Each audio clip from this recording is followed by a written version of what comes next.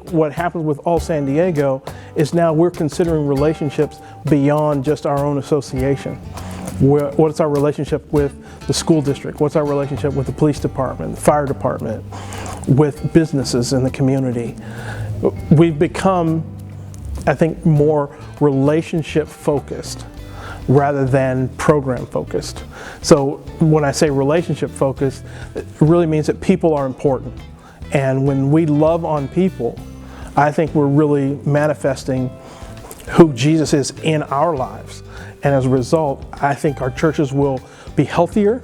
I think they'll grow stronger. And I think there'll be an opportunity for us to plant more churches and do more ministry than we had ever imagined before COVID. We have about 200 churches here in San Diego. It's extremely diverse, and I love it. And when COVID came, it was a disruption. And one of the things that I think brings change is great upheaval. And so we've had a great upheaval, and the road we're traveling on, people think we're going to get back on the road. And no, the road's been blocked now, and there's a new road that's going off this way. And we got to figure that out, because that new road represents a whole new strategy. Because if we keep doing what we're doing, we're going to keep getting what we got. As a local pastor, again, it has enabled me to develop relationships with other leaders in our community. And as pastor, we become the face of our congregations.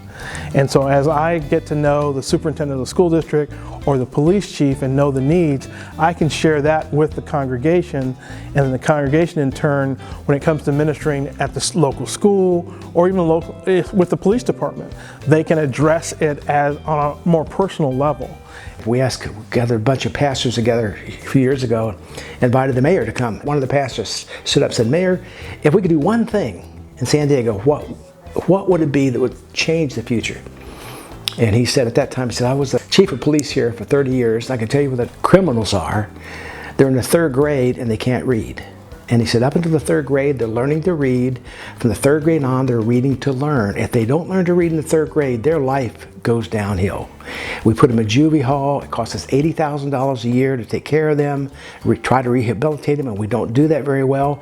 If you could get church members to go help 3rd graders learn how to read, you would change the economy, you'd change the society, you'd change everything about San Diego. So we did.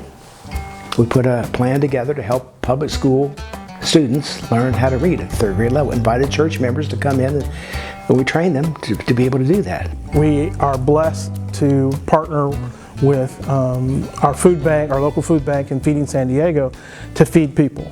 Because one of the things that's come out of the economy is the scarcity of food.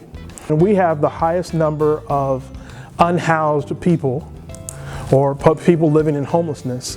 And so we've been able to put together another project with an outside nonprofit to build emergency sleeping cabins, because the city declared a housing emergency. And so we've been blessed in partnership with the city to create a village of 6 of those here on our campus, where we'll be taking care of women with children. We're not social service agents trying to make the world better. We are spiritual agents that care about people, and when God opens a door, we can lead them to a better pathway, life here and life eternal. And that's what I believe through COVID, the pandemic, and through all of the division and strife and attacks that we've seen. We have to continue to preach the gospel boldly and not quit. And I think that's part of the message of All San Diego, that we're not going to quit. Our marching orders have not been fulfilled, and we can't quit, because it's really not about us today. It's about the church tomorrow. It's about the young people, the young families that will sit in the chairs that we're sitting in today.